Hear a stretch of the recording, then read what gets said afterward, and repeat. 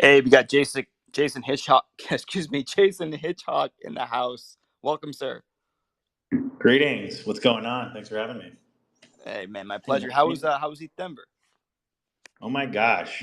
Denver was great. I loved it. It was my first time going. There was, I mean, I went on behalf of Third Web. And so like I had a view of it from someone who works at like a developer tool that's working with a lot of different players in the ecosystem.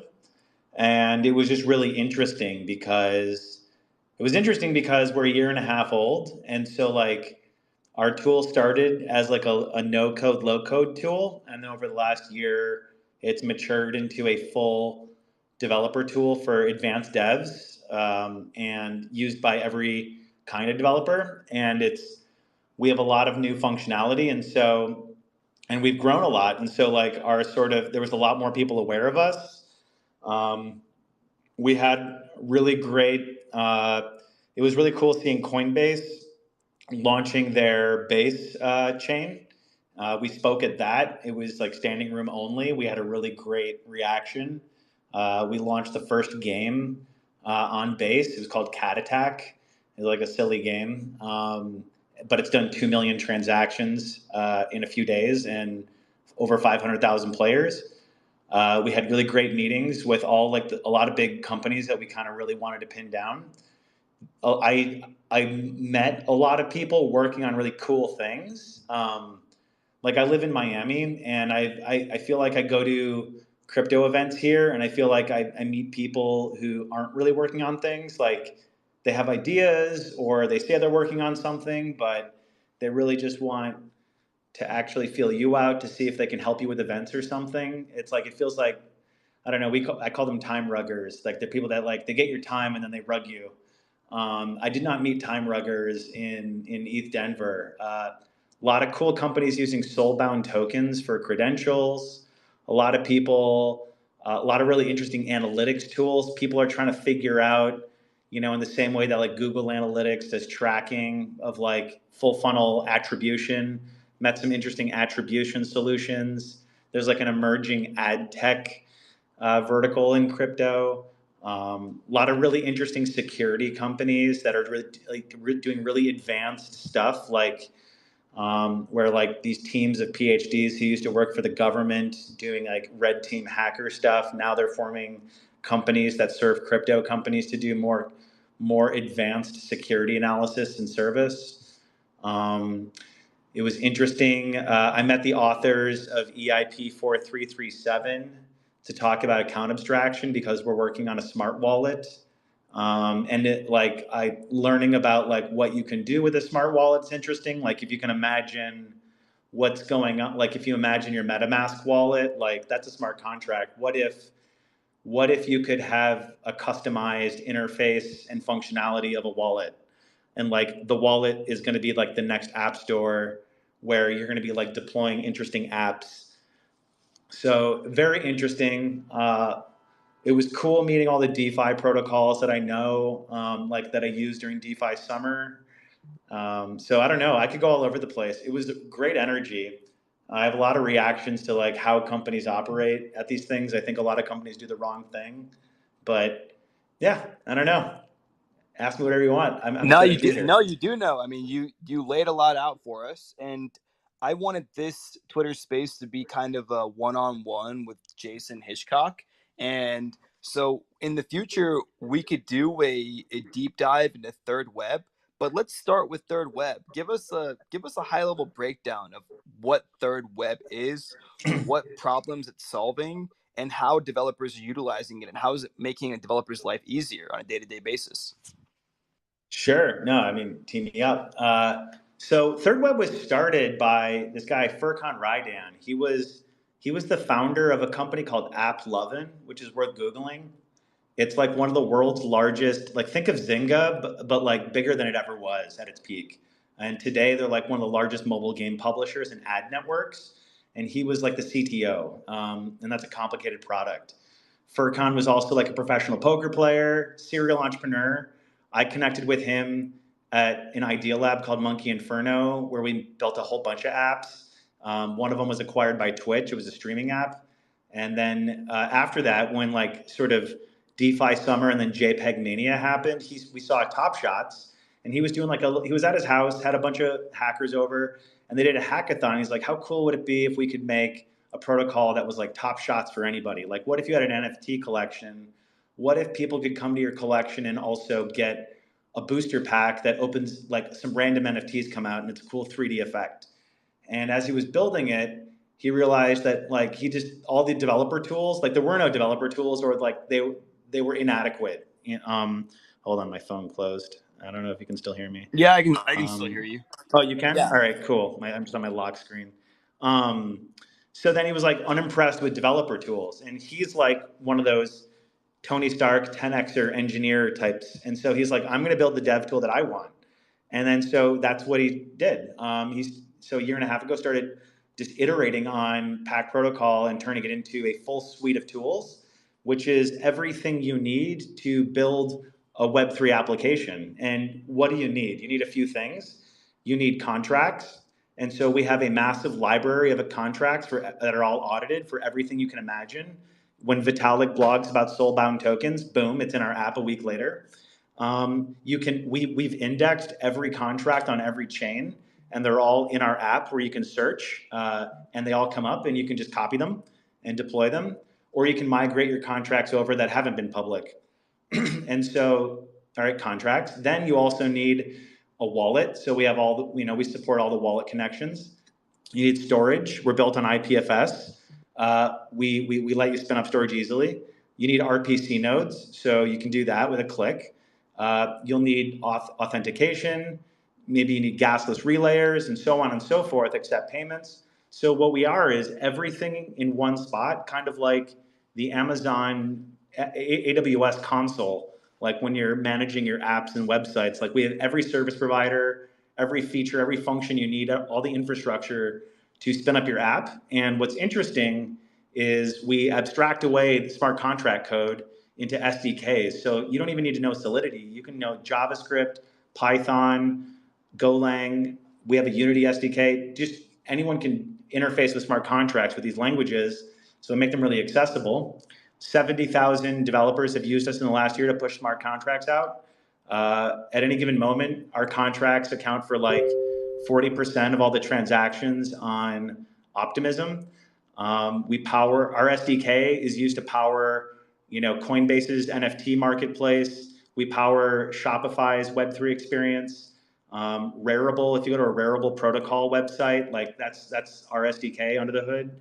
So we're working with a lot of really big names, and we partnered with Coinbase on a big video game solution. So yeah, a lot of people use us. It's a dev tool. It's really powerful. If you're thinking about building stuff, people should check it out. And what I do there is I run their ecosystem team. So my job is to, I partner with, incubators, accelerators, VCs that have Web3 portfolios, and I'll help introduce their portfolios to Third Web because it helps them build faster and learn faster. And we'll do workshops. I'll mentor them, startups. I'll give them industry connections if they need them. And we'll do whatever we can to help them succeed. And I also do the same thing with all the different blockchains. We support 700, so I'm in touch with 700 blockchains. ZK Sync, they got new EVM coming out. Like we support everybody. So, yep. So, Jason, do you think that, I mean, obviously these tools have evolved to the point where, as you've mentioned, developers can now, even if they don't know Solidity, use the language that they are familiar with and build a dApp, and it even lets them save a lot of time through different, again, I'm not a developer, but the way that I'm understanding it is it gives them tools, it gives them ways to do things that in the past might have taken them hours in maybe a matter of minutes. Am I right? Absolutely. Yeah. Yeah. And if you think about it, it's already really hard to build an app in general. Like, it's just not easy. It's not like a quick, like, even if you use like these low code things, it'll take time. And then in Web3, there's just a very steep learning curve of new languages, new infrastructure ideas and services. They're not all aggregated. It's like good luck Googling and finding what you need and learning it. It's going to take you time. And then when you want to do simple things, it's still going to be like 1,000 lines of code. And what our SDK does is abstracted a lot of that code away. Like instead of when you're doing a startup, what you're really building is a learning machine. You have an idea on like what your market wants. You come up with a hypothesis, like, all right, I'm building for like teen girls in North America. And you're like, what do they want? Like, I want, and then you'll come up with a product version of like the hypothesis that you have. Like, oh, they want to make their friends laugh. Like, here's a product that might make them do that. And you're going to try to build the least amount you need to build to go give it to your market, and then you're going to measure like what they did with it, and then you're going to learn from your measurements, and then from your learnings you're going to iterate, and you're going to come up with the next version of your product. You're going to make the least amount of work possible to make another change, so that you have enough change that you have a new hypothesis that you can then measure and learn from. And the build, measure, learn loop in Web3 is really long. It's long and it's expensive because it takes so much work to build these apps. It's hard to find Solidity devs. They're unicorns. Everyone's fighting over them. And that whole process then takes time. And so what's interesting though, so yeah, Third Web accelerates that by like, we've built everything for you. And so instead of you rebuilding things that already exist, take it off the shelf. We've built it. We're smart contract experts.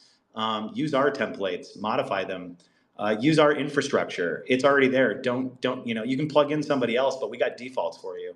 It's like, go think about your user experience and what's unique about your technology. If I were like an investor in a company and they told me like, oh, I coded these things from scratch, I would be disappointed in them because they weren't spending their time on learning, and you learn on like new things. And so like that's where we come in and really help people.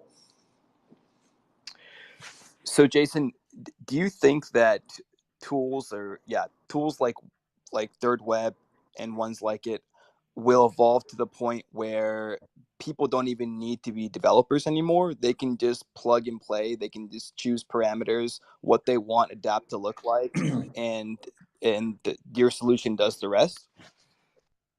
That's a good question. I don't, because I think maybe our notion of what it means to be a developer will change. Like maybe because like for example, we're working on like a new kind of interface for coding that's kind of like our next step in like if a command line like if a text editor, if it was like revolutionary when those things came out, and like you like the way they like highlight colors and like they're interesting and like they understand the code. We're working on like an interface where, imagine what you'll do is you'll click on like on like standard token standards, and like when you click on them, like the code just appears in the editor in front of you. And there could be like fully developed apps in an app store, and you'll click on those, and your smart contract will just build, and it will get increasingly complex as you add standards and functionality to it. And then you'll be able to push it live, and then when it's live you'll still have this interface, so that when you want to make changes to it, you just keep on layering on your changes. And we think that's going to be like a revolutionary interface for how you code. It's something that's like cooking up right now. But like, I'm not a futuristic, like, I don't know how to code. I've taken learn to code classes like several times, and all I can do is make a blackjack game, and I don't really understand like how that stuff works. I've just decided like, I don't know how to code. And I'm just gonna, if I have ideas, I'll find someone who can, have a good enough idea. That's awesome. So Jason, we talked a bit about what excited you at ETH Denver, and I wanted to focus a little bit more on some of the innovations that you highlighted. Right. So one, EIP 4337. What excites you the most as far as account abstraction, providing solutions to different problems in the industry? What are some of the things that what were some of the conversations that people were having around account abstraction? And what are some of the ways that you see account abstraction helping you as a daily user of Web3 products and applications? Yeah. Well, I think at the end of the day, the thing about account abstraction is like, we all have these frustrations around the user experience of managing wallets and keys and all these things, and that's kind of like what account abstraction solves. And so like that we're going to be entering a world where users don't need a MetaMask type wallet. They're going to have like new kinds of smart wallets, and we'll see what form those take. I actually don't know what they look like, to be completely honest. So I would just say, like, in that world, like worrying about account recovery and worrying about like losing your seed phrase, like that's going to be a thing that's gone. And so I think my big takeaway from that, regardless of implementation, is that this is the type of thing that is necessary for mass adoption. Like in the same way that like there was a time where I remember, like I'm 37, I'm a millennial. I remember watching the internet grow, and for a long time I was like explaining to my parents like, this is a cool website, you should go there, and they would always like appreciate that I showed them cool websites, but like they weren't discovering them. And then when the iPad came out, like it was literally never again did I show them something new. The iPad sort of had this onboarding effect for that, like taught mainstream users how to use software and the internet in a way that like they could discover and really take advantage and leverage software. And so I think smart wallets and account abstraction is sort of one very big piece of the puzzle that will like allow people to use crypto in a way that's familiar to how they use the internet. Like they won't be installing some, like it won't feel like they're installing MetaMask or some other product like wallet and calling it a wallet. It'll be more baked into the website. Yeah. Absolutely. The future of Web3 mass adoption is when everyday folks, including mom and dad and grandma and grandpa, are interfacing with all this great stuff without recognizing they're doing so in the way that we recognize how what it takes to make a MetaMask wallet and store your assets in a non-custodial way in a decentralized hardware wallet, and then connect to a DApp and enter a liquidity pool and go through all the transactions and all the steps. All this stuff's going to happen seamlessly on the back end at a touch of a button on the front end. I like the analogy that you drew with the internet, and I say like the internet was revolutionary, and the innovation of the iPhone and the iPad revolutionized the way that people are interfacing with the internet, because that it no longer we no longer are in a world where you would have to go on a computer. I had the same experience with my family. Is like they didn't really get online until the iPhone and iPad came out, and I feel like a lot of people in other countries are in the same boat. And that's why mobile games are so big. Tell us a bit, Jason, about the the game that you guys helped build on Base, and also tell us a bit more about Base. I've been very curious about Base. I'm hoping to Mhm. get them on for a Twitter space sometime in the future, but I just find it exciting that Coinbase came out with their own layer two, um, helping scale Ethereum and also driving that mass adoption to the to everyday folks. I mean, Coinbase has done a great job on that end, but would love to hear from your own words what you saw and kind of what you think. There's a mixture of what I'm going to say that's like from a third web perspective, and then another part is going to be like just my own, because like I don't have complete information on like what their thoughts are. But Cat Attack, that's the game. It's like a game that our principal dev Joaquin made. He's an interesting guy, and so it's like a game where you mint a cat. I want to find the link. I almost should share that, but I'll post it in the chat later. Or if you Google cat attack, Third Web's tweeted about it. You mint an adorable cat. It's really adorable, and it's a level 1 cat. And then you like send your cat to another wallet, and then it evolves to like a level 2 cat, and it's a grumpy cat. And then that player, if you send a grumpy cat to another wallet, it then you get like a ninja cat, and then once you have a ninja cat, you can start attacking other players that have cats in their wallet, and you kill their cats. And the goal is to kill as many cats as possible before yours dies. And that's it. That's the game. It's kind of crazy, but in 2 days, 500,000 people played it. There were 1.8 million transactions. It was the first game. That's like a giant amount of transactions for anything. So that was pretty cool. Coinbase was excited about it. And then, we have a really tight relationship with Coinbase. They're one of our investors. We are their preferred infrastructure tool. Whenever startups like sign up for Coinbase Cloud, like they kind of get sent our way so we can help them. Because like when people are using third web, they're able to ship faster and work better. And so like, why did they come up with Base?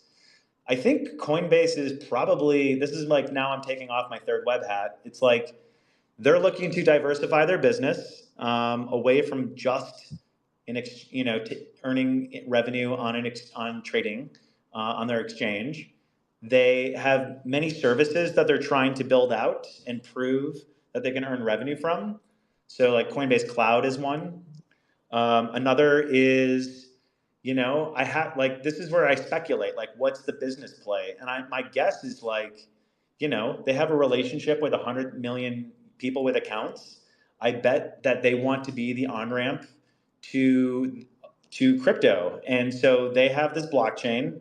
I don't fully understand sort of like how they benefit from like having. Well, no, I do. I have a speculation. Like if, like for example, DeFi, like they had a lot of launch partners. Like we were one. They had all these DeFi protocols on there, and more are coming. And so, like Velodrome is there. What's going to happen is they're going to probably try to make like USDC like the money, like the stable coin of that chain. And then if that chain becomes like the chain for 100 million sort of retail users, as like as like crypto develops, and I think everything we see in crypto today, we have like a funny conversation about it. It's all sort of like the guts of like what apps should be. Like it's kind of interesting. Like these are all building blocks. We have all these lending and borrowing protocols. We have NFT marketplaces, but the next thing is like these are all protocols that will plug into other apps and have bigger like have better interfaces. And so like Aave, lending, that's something that like lots of other apps are going to build Aave into them.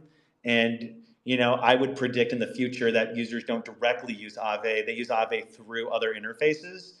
And so like that's where we are in crypto. It's like watching all the code come together. It's like, what if as the internet was being built, I don't know, we were all excited about like the dev tool, like Redshift or, things like that. Like, so I think like Coinbase makes money on USDC. Like you go mint USDC from Circle, and then like that goes into, or I think you can mint it through Coinbase. That then goes into like treasury bills, and like they're an interest. And so what if there's trillions of dollars of USDC on this chain? So like I think that's like part of the play. And then I don't know, like yeah, we'll see from there. Like it's kind of an experiment. I'm sure they'll figure out other ways to monetize it. And then I think what's going to happen with uh, optimism, like they run a sequencer, and like that's a part of the business model of the chain. And so like as the chain grows, they're going to get paid. I'm going to guess that like I know like like I saw people tweeting out like documentation that was edited, like Coinbase, like the sequencer doesn't get 20%. It just says it's like they're going to get like some percent. And I would just speculate that they have some sort of deal. And then I bet, so as that grows, Optimism's going to stack, they're going to stack ETH. And then there's going to be other large orgs that like are like, wow, Coinbase did this with Optimism, we should do this with Optimism. And like Optimism's business might be being some sort of commercial partner to these like these types of chains. I'll make up a name, like maybe like if Epic Games decided to get into having a chain, if their CEO decides to change his mind on crypto, maybe they would be more likely to consider Optimism because Coinbase built on them. And then they have so many players, and that could be like another valuable sequencer that Optimism owns. And every single one of these leads to like another revenue stream for Optimism. And so if this like catches on, you can just imagine, what if they become the sort of app chain, you know? So that's like what Jason speculates, but like I honestly don't know. Like when we're in conversations around what this is all about, we're like a technology provider. We're helping onboard devs to ship on their platform. We're not like it's not around the business strategy. Certainly. And I mean, we all know the potential that Coinbase has, and it's fun to speculate. I think you did a great job of speculating potential angles that they might be coming from. Um, it is fun though, Jason, to watch all these DeFi Legos coming together, right? I mean, especially if you look at where we were 2 years ago and look at where we are now and look where we're headed 2 years from now. I never thought about it that way, but yeah, I could see a lot of other dApps and other solutions just integrating Aave lending, for example, and all these little webs coming together. I think I wanna talk about the soulbound token utilization that you mentioned at Oh Ethdemi. yeah. You said you saw people leveraging soulbound tokens for their businesses. What were some examples, or what are some examples that you can share with us based on your Yeah, anecdotal experience? I'll share a few, and a lot of them are kind of similar. So, an example was this company, Node Guardians, and this guy Sam is the CEO. I met him at the ZK Sync booth. So, what Node Guardians does is they want to sort of get developers to do good or activities that are good for the ecosystem. And so, like, there's things you can do, like, I don't know, I'll make something up. It's like if you're running a validator, it's like if you like test some code on like a new test net, okay, for like the new SDK that they're testing. And if you do the test, you know, they want to give you a soulbound token, like that's like, hey, here's experience. And like that's given to you in the form of a soulbound token. And like you level up, you get experience. And that soulbound token is a credential. It says you did this. And you can't trade it, you can't borrow against it. It doesn't have a photo. It's data that's associated to your wallet that says you've accomplished something. And they've used that framework to sort of like be the stats of their game. And their game is all about doing things that are good for crypto and making it fun. And I really liked that. That was clever. Another company is called Aya Gigs. They're in Techstars right now. And what they do is it's like if you take a course to skill up and learn like Solidity development and like you ship an app, they give you a soulbound token that says you did this. And that could be really interesting because like what if that becomes like a thing, you know? Like that got me thinking. Like I met I'm forgetting the name of the company, but I met a company that's a CRM, which is kind of like one of those things where you have all the customers in it, and like you track like are they a lead, are they an opportunity, have we met, now I closed the sale. It'd be really interesting. Like what they were doing is they're saying, hey. When your sales record at the end of the quarter, you're going to get an NFT that says these are your sales results, and then great. Now it's like, and it's minted by the company. So it's like, imagine in a world where this is adopted, and you're like a hiring manager. You're like, I'm hiring salespeople, and instead of looking at resumes, someone showed up. You looked at their wallet, and you're like, okay, it looks like you were in the top 1% of sellers at Google Cloud, and you sold $4 million worth of products. And you also have 3 good job tokens from these like VIP clients. Like, and you have actually a few of these from different companies. I don't even need to see your resume. Like, I don't care where you went to college. I see results. And I know I can trust them because this NFT was clearly minted by those companies. I can see that it's official. And that to me was really interesting, how you could use that data. I mean, you could, they were talking about how they wanted to have, yeah, so that was interesting. Another, I see like, well, Third Web uses them too. Like I see one of my colleagues, Adam's in the room. And so like we have, one of the things we do, we invite founders that we work with into like an executive networking group. and they all get soulbound tokens. And we have a website they go to, and if you don't have the token, the website has like a closed door.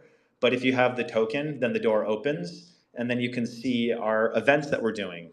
And again, these are soulbound. You can't transfer them, you can't buy them. And we don't send people Eventbrite tickets for your email. All you do is you go to this website and you click a button and you claim your seat. And then we also have a store. And then what we do is as we come out with new features at Third Web, we sort of build them into this. And so now we have a Shopify store that your soulbound token gets you swag. And so it's our way of dog fooding our product. Yeah, man, soulbound tokens. They're really cool. I think the idea of them as credentials is really interesting. Like you can imagine, you know, you're a Google employee. Like imagine you're an employee of a company, that becomes your ID badge. Like your soulbound token is what logs you into Slack. It's what lets you sign contracts on like DocuSign. It's also like that token will emit your salary in stable coins into your wallet. I met a company that streams money that way. And when you get fired, or you quit, the token gets burned, or it becomes like a legacy token. So it really clear to me, like where that, like at first I was like trying to get what, like, I wondered what the use cases were, but sort of that's interesting to me. Yeah, it's super interesting to me as well. And I didn't realize that companies are actually utilizing soulbound tokens as we speak, but I guess you got to see it firsthand at ETH Denver. I can see even soulbound tokens one day representing college diplomas, Yeah, why graduate not? diplomas. Why not? I mean, it proves that you went there and you're always carrying your diploma with you. Like I could see everything on LinkedIn being on a token. Likewise.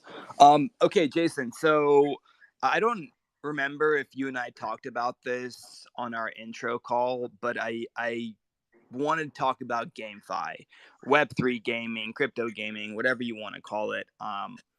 Let's start with this. What are your thoughts on the future of Web3 gaming? I'm not talking about, and by the way, no disrespect to the guys that kind of set the trailblaze, but I'm not talking about like play to earn where people are playing predominantly to make money. I'm talking about a video game that is first and foremost fun, addictive, engaging to play, that people come and want to invest their time into regardless of compensation. I mean, you can just name a few. I always like to refer to World of Warcraft because I think that WoW Classic especially was the greatest MMORPG ever made. I'm sure you can go back and forth on this, but then you add the notion of asset ownership on top of that, and you add the utility token that is represented in the form of a fungible token, where people can trade on the open market or that company's proprietary NFT marketplace. But would love to know your thoughts on the future of Web3 gaming and whether you think it's going to be something that takes over. Sure. And like, why should anyone care what I think about Web3 gaming? I've never worked at a game publisher or a game studio, but I spent 8 years in the gaming industry, working at different kinds of service providers that worked really closely with game companies. And I also spent 2 years at Twitch, and made a streaming app for content creators. So I've been around it, and I play a lot of games. Overwatch, I'm into it.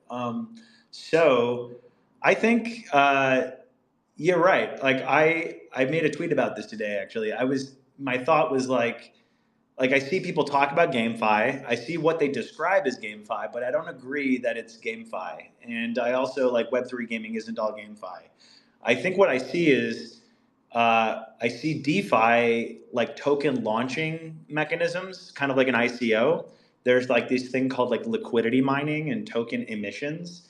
And I see those get wrapped in like 18-bit, 16-bit skins.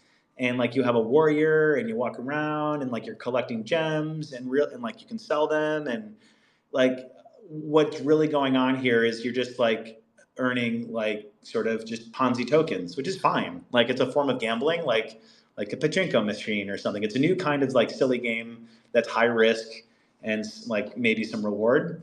But what I think GameFi and then like Web3 games in general, I think like the unique property that crypto introduces is like digital assets that you own.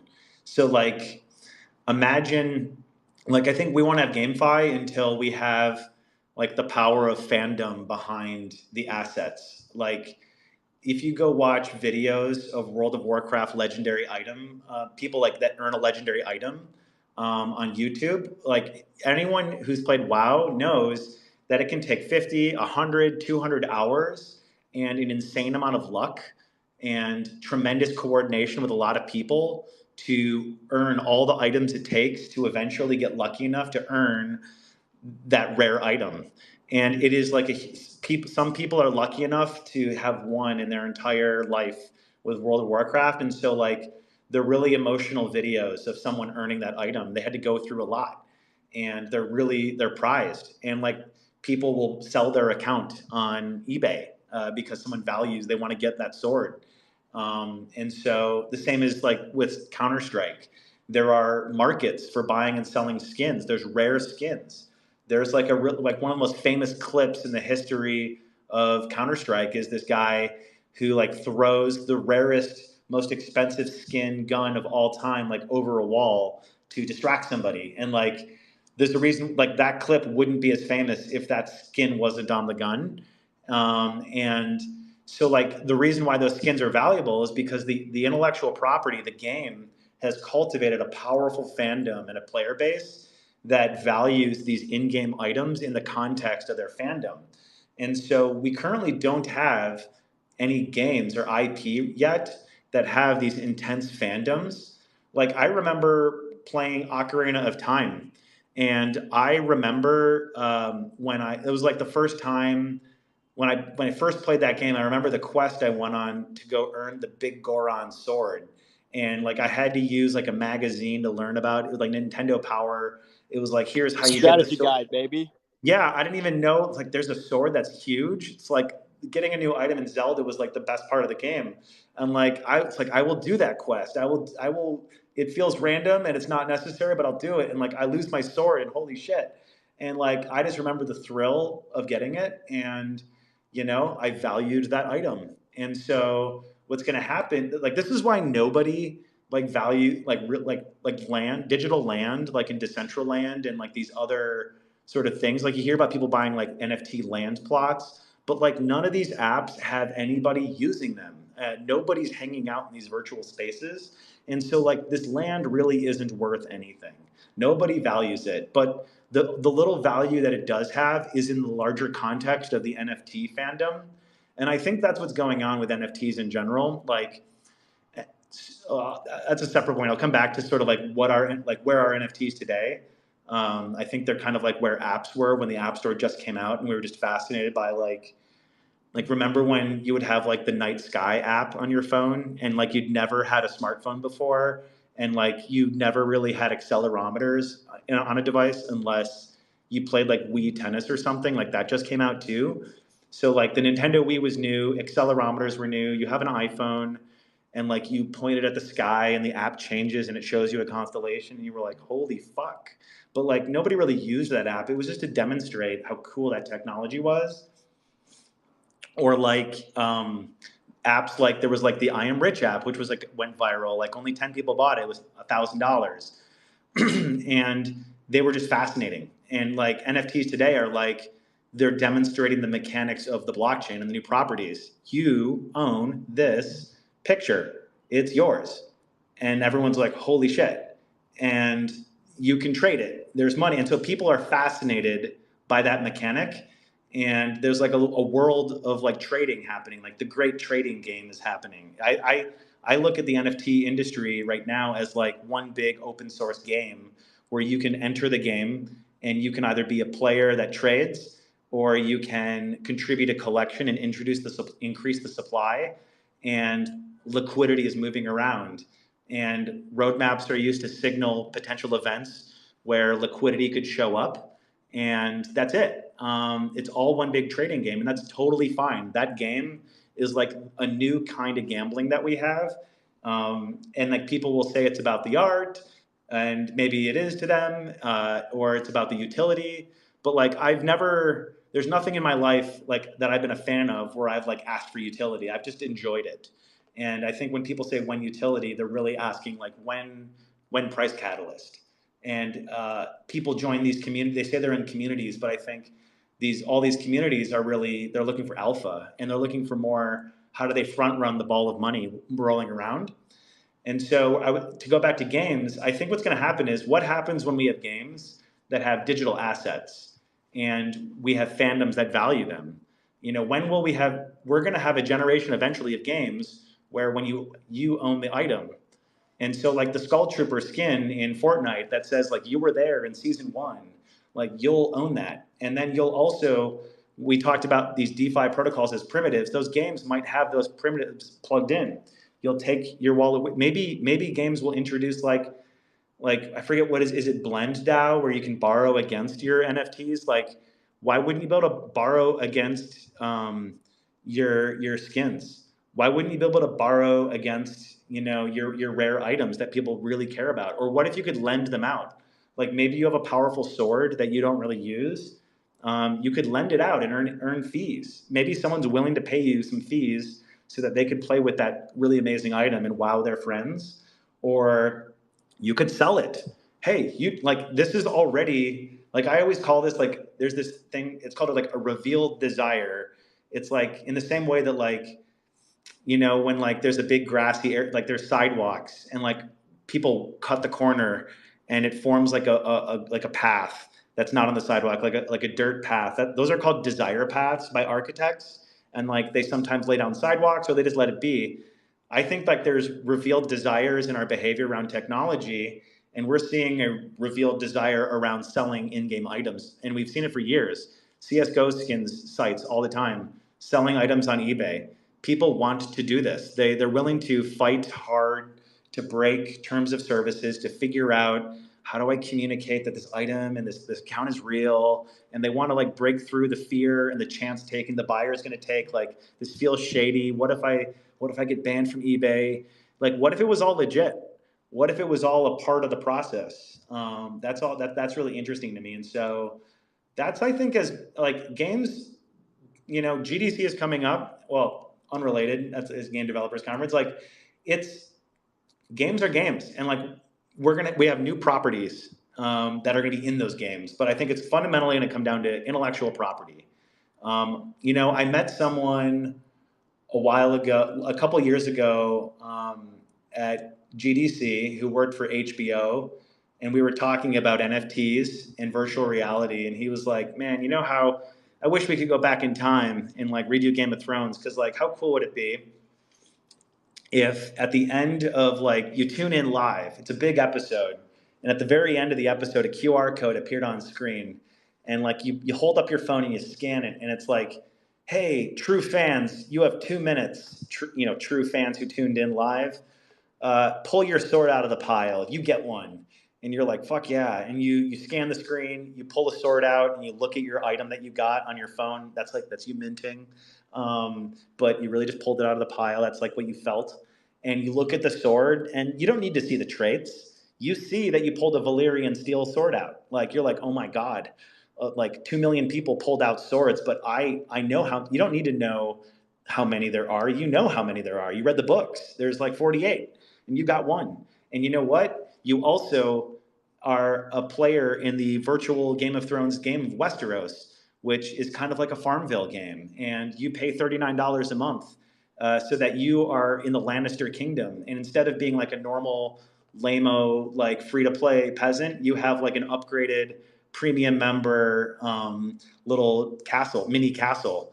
And you know what? You can put your sword right on the mantle that you collected over there.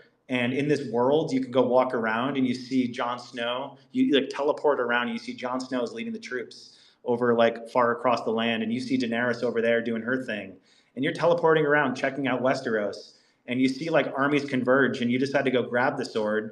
And you're like, I feel like I want to join the battle. And then you go and you join the battle and you go fight and you kick more ass because you have a better sword. And like, there's also a TV show and there's books and like you're collecting NFTs for tuning into the podcast. And like, that's a whole world of fandom where every part of this is like, you're going on an emotional roller coaster and you have greater ability to participate. And you're meeting friends in these worlds, and you have more to talk about, and you're having more experiences, and so like you're a bigger fan, and that's all really cool. That's a cool world. That's like a world of like we think about entertainment today as like movies, music, games, but like what I just described is like a multifaceted, you know, it's a multimedia environment that we're comfortable with. We're comfortable with all those interfaces. Yeah, you're adding an entire new layer or multiple layers of engagement for the audience. I never even thought about the use case for a television show, I especially. talked. Go ahead. I met somebody at Nike who was describing. We had a similar convo, and they were like, "How cool would it be if when you run a marathon, let's say Nike had like 100 marathons around the world that were like these super official Nike marathons, and you run one, and then at the end you get to claim your results, and like that's you minting an NFT, and you get this NFT that's like got a 3D like map of the course with the weather. It has the results of all the other runners, your time. It's like this interesting media file, and then it's in your wallet. It's non-transferable, and you love these marathons, so you run in a bunch of them. And then what happens if Nike delighted you and they said, "Oh, you've run 25 marathons, and your time is like sub. I don't know what a good time is. Like sub 2.5 hours. Something. It's like an amazing. It's a great time." It's like an athlete time. Maybe they send you a new NFT, like you've qualified, and their smart contract detects it, and they automatically send you a Nike Runners Club non-transferable NFT. And the Runners Club is very special. When you get it, you're like, oh my God, I have the Runners Club. Now, when you go to the Nike website, you now have early access to new running shoes that nobody else can get, limited edition ones that you get like months earlier. You also will get invited to a once a year special marathon that's in a cool part of the world that only Runners Club people go to. And they have like A-list entertainment, and it's a huge thing. And you love it. And you meet other people in the Runners Club, and you're like, holy shit, we're all like great runners, and we love Nike stuff and great marathons. I'll see you at the next one. And then they do this for every sport, a version of that. And like, wow, that's really great way to do marketing, and like that's really aligned with like the behavior that you do. Like you love running, and that gets you to love the brand more and be a part of the brand's fandom in a way that's like doesn't feel cheap or lame or sellouty. It's like that's pretty cool. I think it's very cool, and I when you mentioned the game, go back to the Game of Thrones example, because when you mentioned that, I thought about all the people and probably the first like two, it was the first like 2 3 seasons where it wasn't super viral yet, and you had a lot of OGs that had either known about the books or just were HBO fans or just word of mouth, who participated in, like you said, the premieres of each episode of each season. And I think that uh, that's another way to reward early viewers of a show, early supporters of a show, Yeah. by giving them that notoriety on chain, whether it's in the form of like some metaverse or even in the form of a POAP that has special utilities associated to it or special privileges associated to it. Very cool. I'm a big I fan of that mean, idea. fans, like when I was at Twitch, I did fandom marketing. That's why I keep on saying fandom. Like I'm obsessed with it. I think it's really interesting, and I think that's one of the biggest use cases for NFTs. And fans want three things. They want to go on an emotional roller coaster. Like Noah, you don't want to actually die and fight to the death and put yourself in that situation, but you want to watch Jon Snow do it and vicariously live through him and go on that journey with him and go on an emotional roller coaster. And the better the emotional roller coaster, the higher the highs and the lower the lows, the better that content was. And then, like, two, you want to self identify as a fan. You want to look in the mirror and recognize a fan. You want to see other fans out there and spot them and be like, that's a fan. And it's like, oh, they said the code. It's like, it's not just merch. It's like you have the merch. Like, yeah, this is from season one, like this shirt. and like you had to go to the meetup to get it, and like there were only 20 of us there, and like George R. R. Martin showed up, and like yeah, and then by the way, like that's an interesting theory you said about Arya Stark. Like you got to read the books to know that, and not just read the books. You got to listen to that cool podcast. Only people who are true fans listen to that podcast. Like I know those code words are correct. And oh my God, you have a silver status on your Discord. Like you have to apply for that, and like you're one of the 10, huh? Wow, true fan. And like these are the things, self-identification, and then the third is fans want to they want social connection. You like fans have a very specific. They no matter what you look like or where you're from, like fans all share a very specific thing, obsession about a thing in pop culture, and if they connect, they're likely to be friends. And so the question is like, what's the quality and variety of your spaces where fans meet up? And like the virtual ones, the real ones, like yeah, we met in line, for tickets for that concert, and that's why we're friends. Line was forever. It rained, and like you'll never forget that. But you made a friend, or like maybe the social media account, like everyone replies like with the code words, and like the replies are really on brand. And so we want to make friends. We want to go on an emotional roller coaster, and we want to self-identify. And you can sort of see how NFTs can do all that stuff. Certainly. And I think that the true potential is yet to be realized by a lot of these big companies. I want to take it back to the example you were giving about legendary items and skins and being able to loan NFTs. Buying and selling items and buying and selling accounts, as you mentioned, even skins on eBay or on the black market. A lot of gamers oftentimes say, "Well, I don't want pay to play, and I don't like the idea of like, yeah, if you want something like a legendary sword, you have to earn it in game. You can't just go buy it." But people have been selling accounts with legendary items in WoW for over a decade, and so and also like gamers don't enjoy the buying. They don't like buying and selling of gold either. They say, but They that's been love happening. doing, but here's the thing though, they love doing that stuff. It's always like a couple vocal gatekeepers that say, no, like you're not a true gamer. Here's why. Like no true Scotsman, and speak for yourself. Like that's what they think. Pay to win. Let me tell you, like how much revenue comes from people paying to win. People want to, they don't all want to grind. Some people are totally like I used to download and pirate music. My parents bought it. They were like, no big deal. iTunes songs, 99 cents, whatever. It's just like we all come from different places and perspectives to these things and what we're trying to get out of it. Like It's a good point you made. most people are not signaling to other gamers how true of a gamer they are. They're looking to be delighted and distracted. No, it's a really good point you just made. It's typically the loud spoken gamekeepers, but I guess what I was trying to get across was that these practices already exist. The buying and selling of gold, the buying of selling of items, or rather accounts with legendary items on it. So uh, even Activision in this case wins. They love money. If they had a proprietary NFT marketplace and players can go and legitimately sell legendary items and they charge a 5% fee off of like $1 million transaction, that's a lot of money. They can make a lot of money off of a market that already exists, and there's value that's 100%. there to be captured.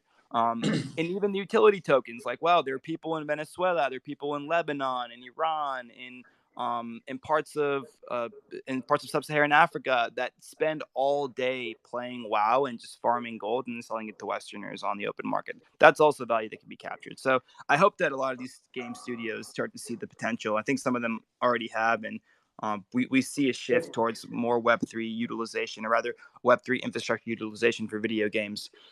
It's hard. It's like we're so early too. Like I said, like we're in that like apps just came out sort of phase, and it reminds me of like Metallica and Napster. Like what you just said. Like we've never had that. Like there's never been that kind of marketplace for games. Like we don't know what the take rate would be and how much people would utilize it. We have an idea from like the revealed desires that I mentioned, right? That you just called out, people buying and selling. But here's what we also don't know. Here's another new property. So like on the internet, this is going to sound silly, but like because the internet's open, like we have all this Harry Potter fan fiction, right?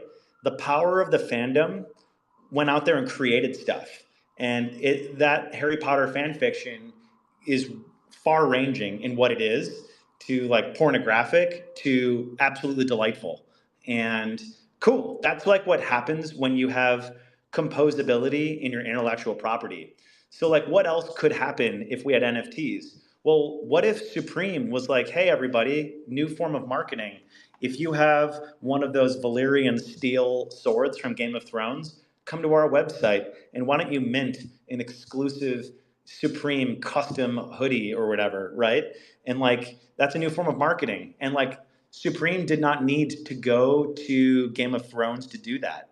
That's like a new superpower that's going to come to this world, and we're going to see like take if you look at Dota, like Dota was a fork of StarCraft. The reason why we have that game is because so many other games didn't allow you to like fork them, but like Command or like StarCraft, like they were able to edit and like make new versions of, and that's how we ended up like the intensity of the fandom around like modding games like in modding culture led to new esports. And if you bring modding culture to like IP, and I think that's like what the composability of NFTs allows, like that, I think that's right there the X factor.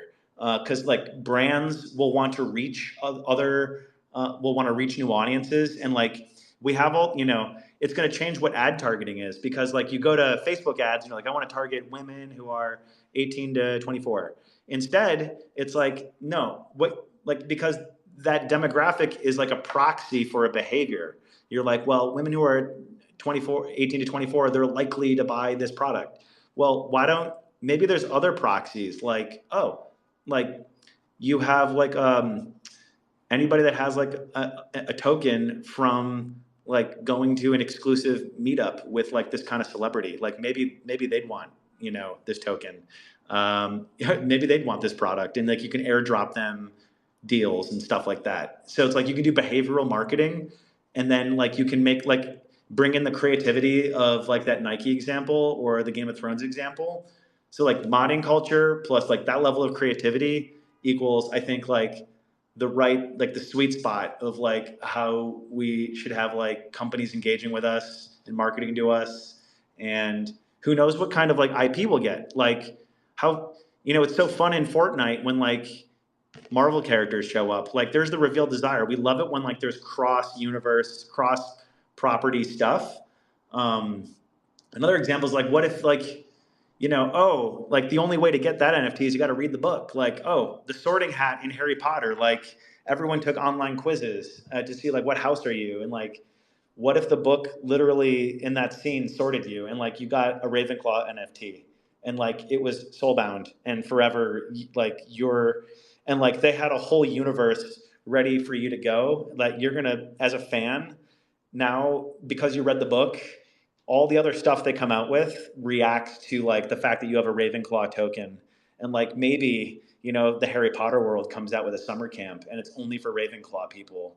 And you're like, I want to go to that. And like they end up, a lot of the fan membership stuff that they want to do is like also possible and easier to, I think the thing is like all this is possible today with like Web 2, but like we're not doing it because it's really hard. It's hard to like sync up all these databases and APIs and build these complicated things, but like these tokens and the blockchain, they make it really easy.